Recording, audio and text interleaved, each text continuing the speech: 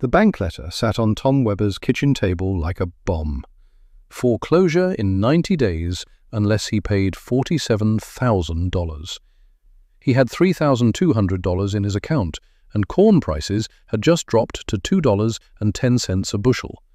It was September 1984, and Tom's 160-acre farm in central Iowa was drowning in debt, while his neighbor ran the biggest operation in 3 counties. Tom picked up the letter with dirt-stained fingers and read it again, hoping the words would change. They didn't.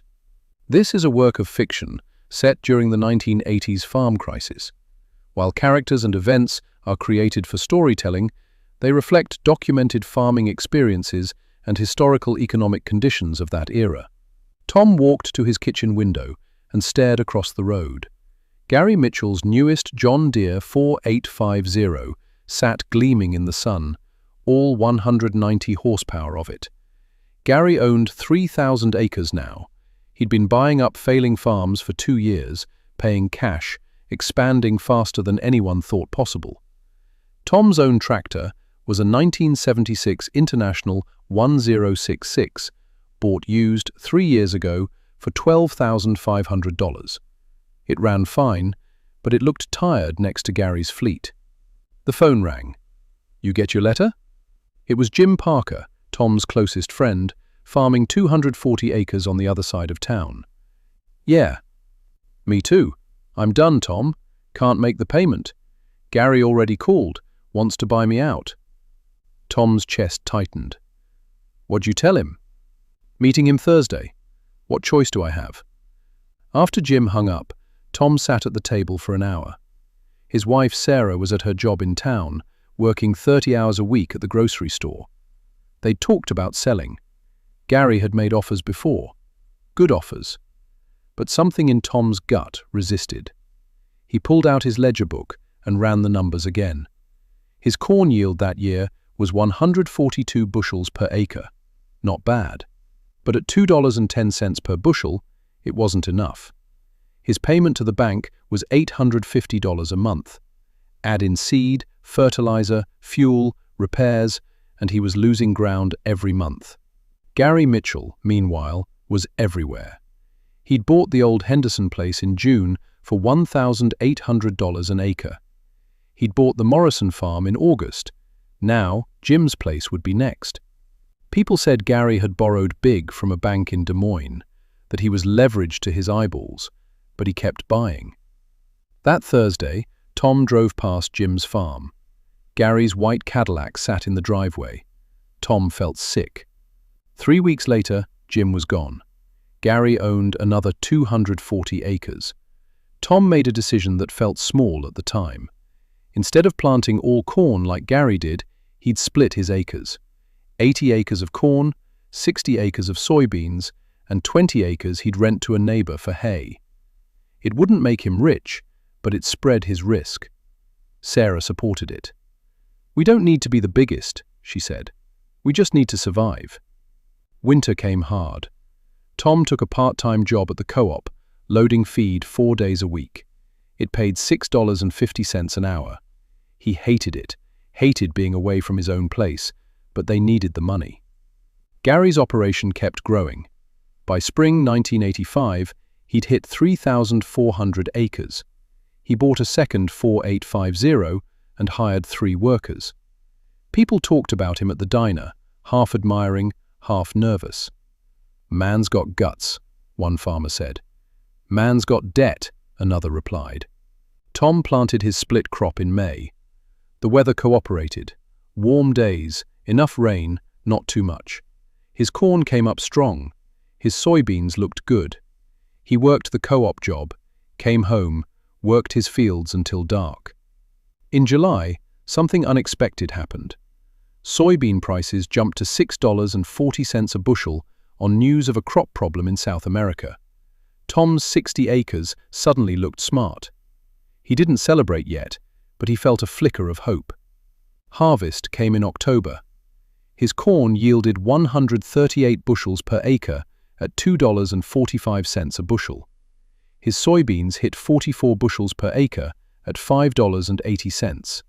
He did the math 3 times to be sure. After expenses, he'd clear $18,000.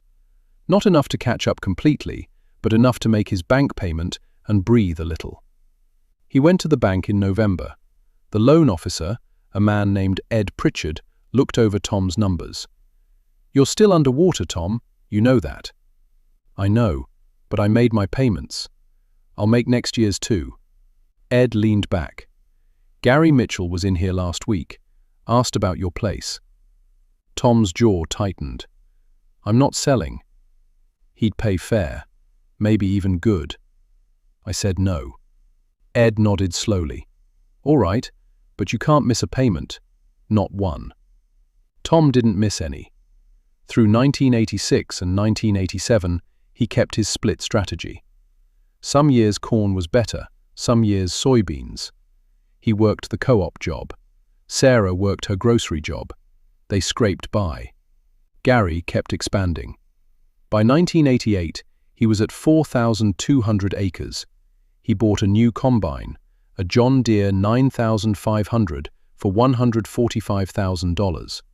People whispered the number like it was a lottery jackpot. Then came 1989. Tom was at the co-op one morning in March when he heard the news. Gary Mitchell had filed for bankruptcy. The bank in Des Moines had called his loans. He owed $3.2 million and couldn't make the payments. Tom felt dizzy. He drove home and told Sarah. "How?" she asked. "He was betting prices would go up. They didn't. He kept borrowing to buy more land, thinking bigger was safer. It wasn't." Within 6 months, Gary's entire operation was liquidated. The 4,200 acres was sold off in pieces. The equipment went to auction. Tom went to that auction on a Saturday in September. He watched Gary's big tractors sell for half what Gary paid. The 4,850s went for $42,000 each. The combine brought $81,000. Gary stood in the back, face grey, not talking to anyone. Tom didn't feel triumphant. He felt hollow. Gary had been wrong about size, but he'd worked hard too. He'd just bet everything on one strategy and lost. That winter, Tom bought 40 acres that had been part of Gary's empire. The bank sold it for $1,200 an acre, cheap because nobody had money. Tom scraped together a down payment using money he'd saved from 3 good soybean years. It put him at 200 acres.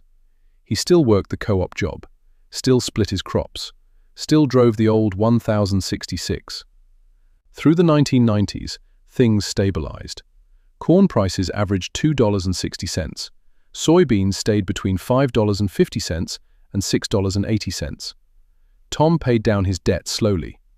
He bought a newer used tractor in 1994, a John Deere 4440 with 8,200 hours on it for $28,000. It was sensible. It was enough. In 1998, he paid off his original loan, the one that almost killed him in 1984. He and Sarah went to dinner that night at the steakhouse in town, the first time in 14 years. "You did it," Sarah said. "We did it," Tom replied. By 2004, Tom was 61 years old. His 200 acres were paid for. He'd added a machine shed in 2001. His debt was manageable. He still split his crops every year, still didn't chase size. One afternoon in October, a young couple came to see him. They were looking to start farming, had some money saved, wanted advice. Tom walked them around his place, showed them his fields, his equipment, his simple setup. "How big do we need to be?" the young man asked. Tom thought about Gary Mitchell, about Jim Parker, who'd left farming entirely and now worked at a plant in Cedar Rapids, about all the farmers who'd bet everything on more acres, bigger equipment, higher prices. "Big enough to make your payments," Tom said. "Small enough to survive a bad year." The young woman frowned. "That's it?" "That's it." They left looking unsatisfied, like they'd expected some secret. Tom retired in 2006. He sold his 200 acres to a neighbor for $3,800 an acre, a price that would have seemed insane in 1984. After taxes and paying off his remaining debts, He and Sarah cleared $680,000. They bought a small house in town. Tom took up woodworking. Sarah volunteered at the library. On clear days, Tom drove out to his old farm. The new owner kept it in corn and soybeans, rotated just like Tom had. The fields looked good. The old International was long gone, sold for scrap years ago, but Tom could still picture it. He thought about Gary sometimes. Last he'd heard, Gary was managing a hardware store 2 counties over, doing fine, not farming. Tom stood at the edge of the field one warm afternoon in September, watching the corn sway in the breeze. The wind smelled like dirt and diesel and something green he couldn't name. He'd outlasted the biggest operation in 3 counties by staying the smallest. Not because small was magic, but because small was what he could afford to lose.